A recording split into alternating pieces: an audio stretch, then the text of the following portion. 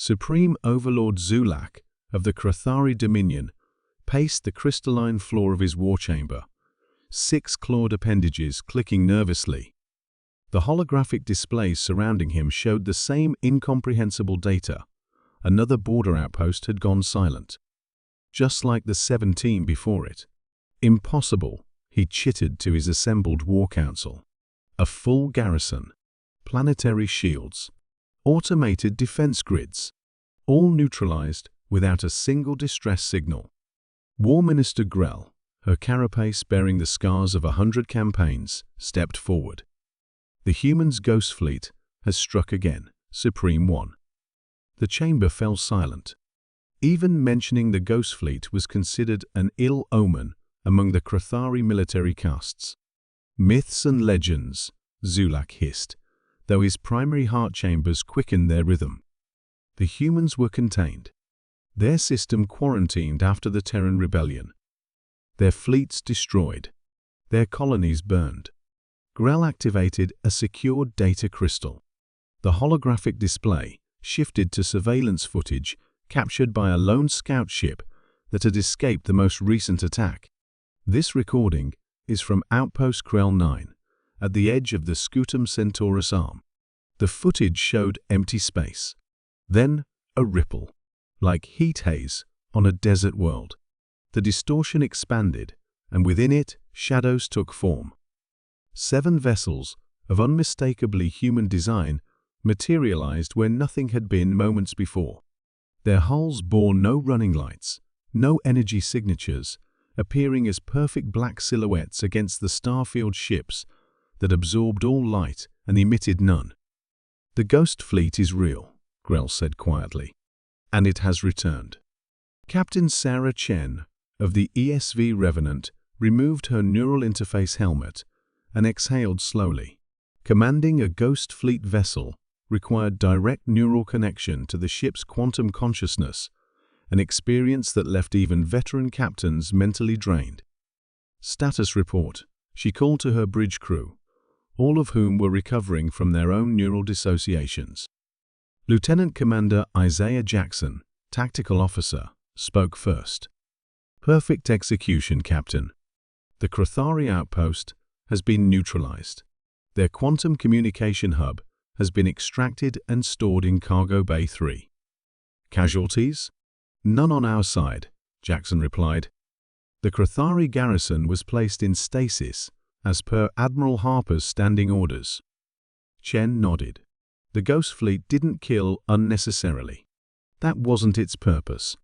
The Revenant and its 6 sister ships drifted in the protective embrace of their quantum displacement field, the revolutionary technology that had earned them their spectral nickname. To outside observers, the ships simply didn't exist when the field was active. Not invisible, not cloaked, but phase-shifted slightly, outside normal spacetime. The technology had been born of desperation in the final days of the Terran Rebellion, when 7 Earth colonies had fought for independence against a coalition of alien empires, determined to prevent humanity's expansion into the stars. Officially, the rebellion had been crushed. Earth quarantined.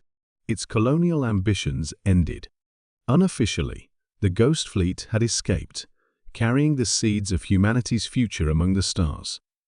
"Captain," called Communications Officer Lily Chen, "Admiral Harper is requesting your presence aboard the Spectre."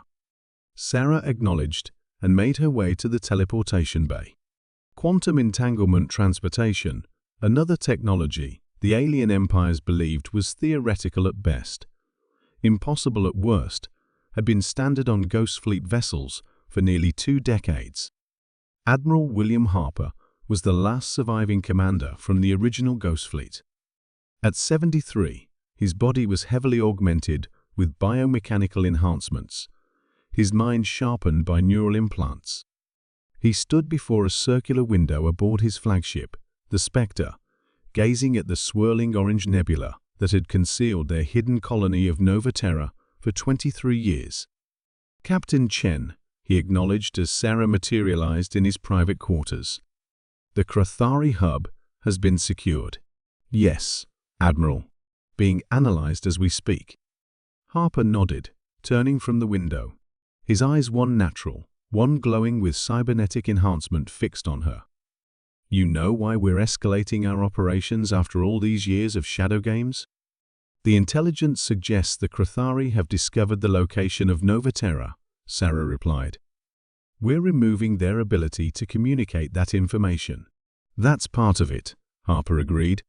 But there's more. He activated a classified data terminal. 3 days ago, our deep cover agents on Earth transmitted this. The hologram displayed images of a massive spacecraft under construction in Earth orbit, its design unmistakably alien, but with human modifications. The quarantine was a lie, Harper said softly. The alien coalition never intended to isolate Earth. They've been manipulating our homeworld's development, guiding human engineers to build weapons for them. The protective fleet orbiting Earth is an occupation force. Sarah studied the images, her expression hardening. How long? Since the rebellion. 23 years of influence operations, manipulating Earth's governments, redirecting our technological development to serve their interests. And now they need those weapons for war.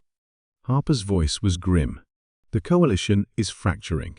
The Crathari and Vuldari are mobilizing against the Shoal Concord and Ixidar Imperium. And they intend to use Earth as their primary weapons factory. Sarah felt a cold anger rising within her. The Ghost Fleet was never just about preserving human freedom in one hidden colony. You were building a force to liberate Earth.